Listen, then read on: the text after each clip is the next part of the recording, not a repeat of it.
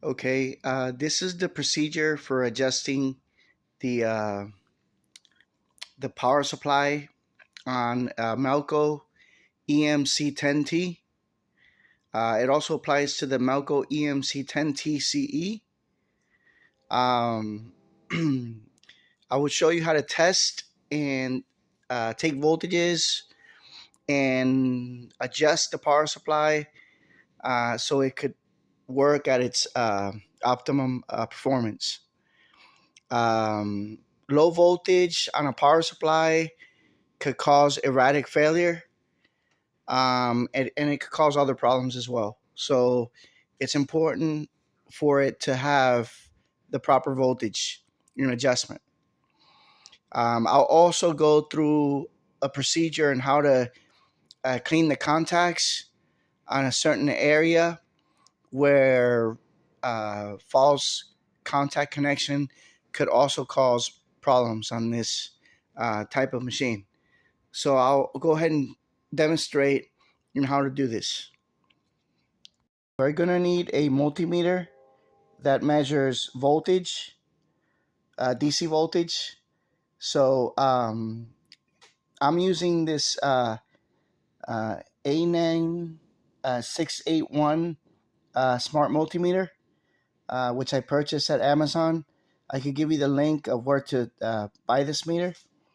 It has a very large LCD display where it will display the voltage reading, and also has a backlight for the meter. Let's go ahead and power it up. As you power it up, it's in automatic mode, and we will leave it in automatic. So go to the back of the machine and go ahead and just pop this cover off. There'll be two tabs here. Try to lift these up, or take the screws, the plastic screws, out of here. Then this will pop up as a hood, and from there you'll have access to the power supply. And the connector that we're going to have access to is this one here. From there, we're going to go ahead and take measurements. That blue potentiometer that you see right there is where you vary the voltage to the power supply.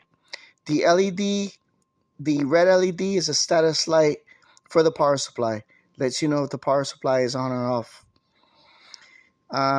In certain times, I've seen the LED on, and it doesn't mean that it's outputting the correct voltage. So sometimes I see no voltage and the LED has been on. So best thing to do is take a reading with the voltmeter on the DC setting. So power machine on. The fan will turn on, and the machine's supposed to beep one time and start booting.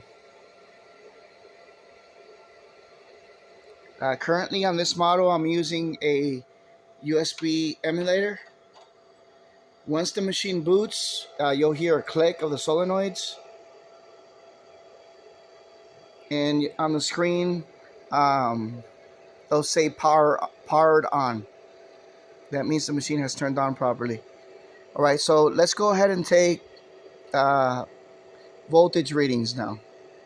The connector will have 13 pins on it. From right to left, the very first pin is the 5-volt line. We're going to go ahead and take a measurement on that. Third pin is the ground, or common, and the 6th pin is the 24-volt line. So we're going to take two readings here, 5-volt and 24-volt. Okay, so the red probe on the multimeter is going to go on pin number 1 from right to left.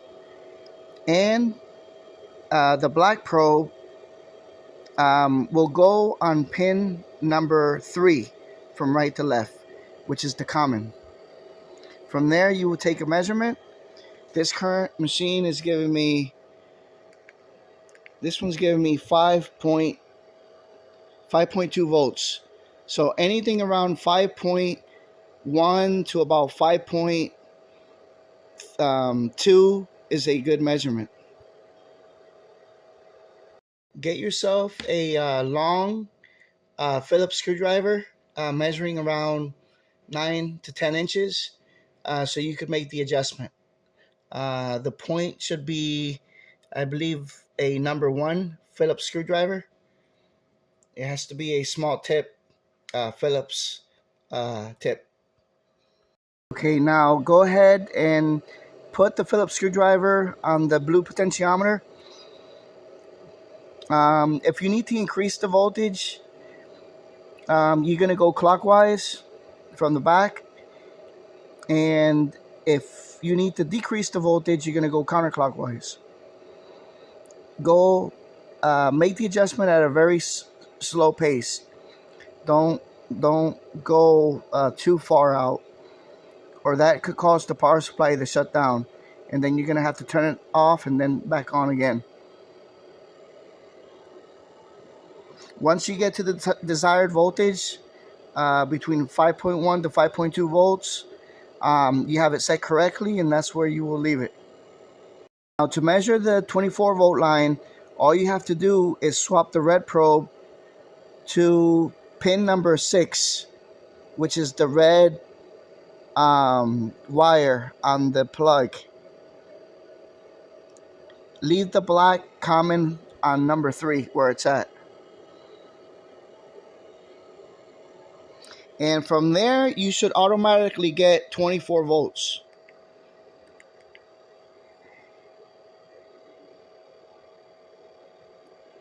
.24 volts there. And that's a good reading. That's how you test and adjust the power supply on an EMC10T. This particular one's part number PS265. Gray power supply, as they call it in the field. Next, you will go ahead and get this electronic cleaner, which cleans contacts on electronic devices. We're going to go ahead and clean the connector on that plug. Most times the contacts are dirty and it could create problems with the machine and erratic issues. So we're going to go ahead and clean the contacts. Buy this spray at Amazon, and I believe Walmart has them as well. Turn the power supply off and go ahead and disconnect the plug. Just pull it out, jiggle it, get the contact cleaner, shake the can, and go ahead and spray the connector. This will quickly dry off. So get the connector that's on the power supply and get the connector that's on the machine.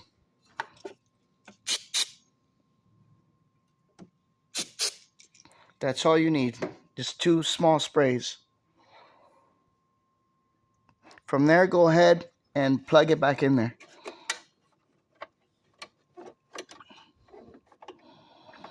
Make sure that when you plug it back in, you plug it in correctly, because if you mount it incorrectly, you could short out the power supply.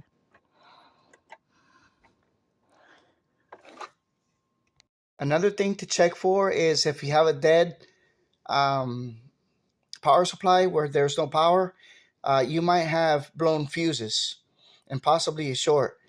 So to check the fuses, this is what you will do. Get yourself a small point flathead screwdriver, just like this one or similar, and go to the back of the power supply and pry out this area right here. And from there, you'll have access to 2 fuses there. This is the way to check the fuses. You're going to do a continuity test on them. Most of the time, you could see it visually, and you could see the fuse has been burnt. But I personally like to do a continuity test on it.